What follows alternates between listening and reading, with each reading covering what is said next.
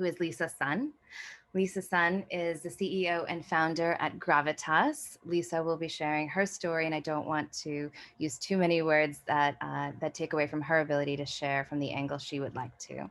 So, Lisa Sun, I will turn it to you if you could unmute. First of all, Melanie, thank you for this opportunity. I'm really happy that we did that clubhouse together because it gave us an opportunity to connect and we had not known each other. And I'm happy to see that I know a few faces. Natalie, New, who has become a really kind force in my life over the last 2 weeks. So it's really an honor to be with you all. I'm not going to go into my standard background because we don't need to talk about professional accomplishments and all of that in this conversation. What I thought I would do is three things. One, talk about my personal backstory and my family's backstory, because I think it creates a lens towards thinking about the second thing, which is the current climate. And some things that have happened to us in New York City. And then lastly, turn to two thoughts that I wanted to leave you with under the theme of compassion. So on the first, I thought I would actually talk, and I don't usually speak publicly about this. My parents are Taiwanese immigrants. They came to the US in the 70s, both college educated. My mom, they didn't have any money though. So my mom worked on a hamburger truck and my dad worked on a loading dock. And they ended up saving enough money to own convenience stores, restaurants. If anyone knows Genghis Khan Mongolian barbecue in California, $12.95 at dinner, all you can eat. I worked there every summer, and a scrap metal yard. And I share that with you because these are two incredibly well-educated people from Taiwan who came here and did not speak English as a first language. And in those first kind of formative years till I left for college, I never quite understood the way in which they were seen. They were seen as dumb, because they couldn't speak, they were ignorant. They were clearly not capable, right? So people treated them like they were second-class citizens for most of the 80s. And my brother and I went to Yale and my brother went to NYU. And one of the most embarrassing things my parents ever did was my mom and dad bought the Yale mom, Yale dad t-shirt, and my NYU mom, NYU dad t-shirt. And they bought a lot of them and they wore them all the time. And I didn't get it. It was really embarrassing because I just, like, why do you have to wear that t-shirt? And now 40 years later, I realize it was a way to say, I'm not stupid. I'm not a stupid immigrant. It wiped away the stains of all the insults or microaggressions because they said, see, my kid goes to Yale. My kid goes to NYU. Like, that means that I'm not dumb. And I never realized that until probably the last 10 years, looking back at old photos. My mom wore that shirt every day at the restaurant for like 4 years that I was in school. Like, everybody would go like, oh yeah, we know your daughter goes to Yale. But I think it was a signal to them of achievement. And I want to talk about that because I think we as a culture, I'm going to speak for my Taiwanese background, is we are so focused on achievement. That's the only thing we will talk about and shout about. So those of Asian descent, you'll be at those family parties and everyone's bragging about their kids or what they've done. And very rarely do we talk about the pain or anger or suffering, because that isn't a sign that we've made it in this country. And so because of that, we have a hard time with vulnerability. And I think a lot of my own cultural makeup is that there's shame in admitting weakness. There's shame in admitting pain. Those are things we just don't talk about, even in our home, right? It was, what's your grade in this class? It was never about how did that make you feel, or if something happened, like someone called me a name, it was like, don't bring it up to the principal. Don't say anything because you just need to get straight A's so you can go to a good college. And I think that suppression that is endemic to our culture is something that I'm going to talk a little bit later around what we can start to do. And it's a diaspora. When I say Asians, you're talking about 30 different countries. It is all encompassing of many, many different cultures. But at least from my experience, I wanted to share that with you all because I think it explains why it's so hard for us right now to talk about this, is because we are raised in a way to focus on achievement and not vulnerability. And I think in this moment, it's crossing over to that line around vulnerability that builds allyship.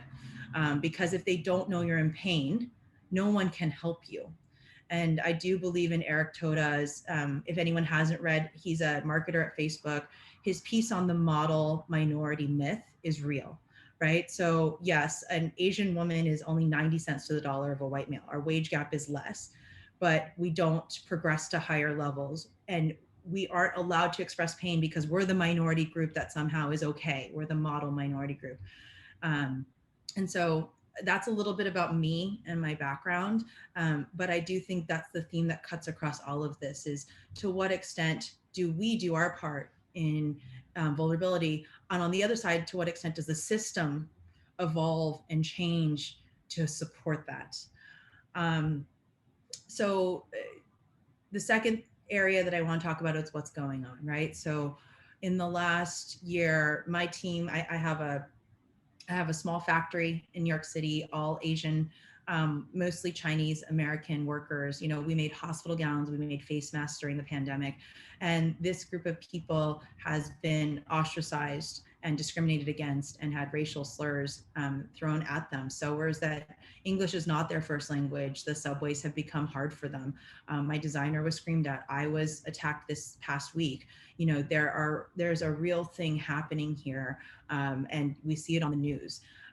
One of the things that I often have talked about is, you know, if we weren't in this current climate, and I was just talking about inclusion and diversity and representation and access, Nalini and I are in our prep call, I said, look, the way in which I've often described it is people seek tribes.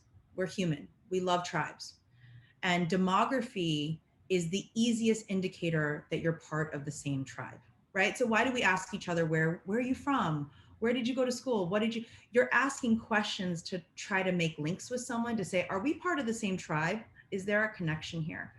And so I think that some of the issues that have historically happened is when I see your face, right, there's a visual cue around whether or not we are in the same tribe.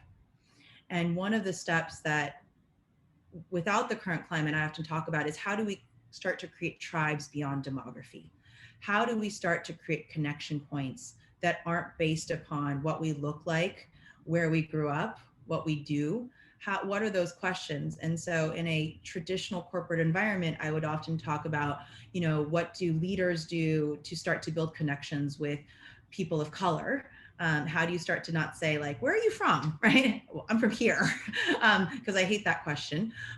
But rather than tell me about something you're really proud of that you did in college, right? Because maybe we liked the same subject in college, right? There's ways of building tribe that aren't about that. And for people of color, how do you stand up and get seen for those things? How do you start to put forward an authentic self that is recognized and not try to hide it? I think I spent most of my corporate career, 11 years as a consultant, hiding my authentic self. And it wasn't until I let it go, my last 3 years at the firm, like I would make jokes because oftentimes I'd walk into a room and they thought I was the assistant because I look so young, right? And I'd been at the firm almost a decade. And I would make a joke, you know, I'm the lead partner on the team. I've been at this firm 10 years. I know what you're thinking. Asian genetics, she looks like she's 22.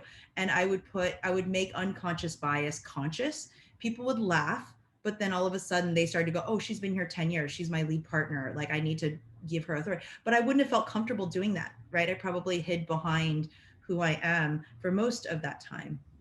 And so, you know, if we weren't in this current climate, I would be talking more about how to be seen, how those who are not people of color need to see and build tribe beyond demography. But I do think that is part of where we turn to in the current climate is how do we start to see people not for their color, but see them for their what their pain is and what their contributions are. So given what has happened recently, I'm going to just pull up my notes. The third part of where I wanted to go is how do we start to move in a way that allows us to feel justice? I speak to my own community, and Nalini and I talked about this even last night, which is how do we express vulnerability and pain and suffering in a way that is right for us? And I think that is a very hard step to take. I think news on this call, but I something happened to me earlier this week, and it was reassuring to text this group thread and say, this happened to me. I'm very scared. And to have people show up in my office with coffee and a cookie, or someone call me. But I had to take the step of doing something about it. I have now learned reporting what happened to me is very painful. The system is stacked against us in terms of what people are willing to believe about what happened, or if they believe resources should be dedicated to what you've reported. So there's an incredibly cumbersome process to report something. And through that, you meet people who either don't believe you or don't believe you deserve the resources to pursue justice. And so on the Asian community side, I think we have to start to feel stronger about coming forward. We have to feel supported in that process. And we have to actually share as broadly as we can microaggressions all the way to acts of violence. And I think there are forums now. I'm really a huge, huge supporter of Stop AAPI Hate, because I did report the incident on their website. It is really easy to use. It is in multiple languages, and it gave me power and control in a situation where I felt frightened. And it was just reporting it made me feel like someone made me feel like someone was listening. Um, Now, in terms of those who are not of Asian descent, Nalini and I talked about two things that I've been really, even before something happened to me, what I've been talking about was I've been talking about two elements. One I call look for good, see the good. I'm wearing the slogan. Um, and the second is choosing compassion. On the first, look for good, see the good. From a social justice standpoint, I think mindsets drive behaviors. You can't change the behavior until you have changed the mindset. And so I think to stamp out hate, we have to really start to look for good, because I think allyship is about turning on the light to see what oppressive systems don't allow us to see. And so when you shine the light and you look for good in others, you start to see the good and you don't start to see the hate. The number of times we have been labeled, you brought the China virus, or go back to China where the virus came from, that is the hate. And I think what I've tried to consciously do is change mindsets around these women that you want to say that to. They made thousands of uh, hospital gowns for Mount Sinai Hospital during the pandemic because there was a shortage of hospital gowns.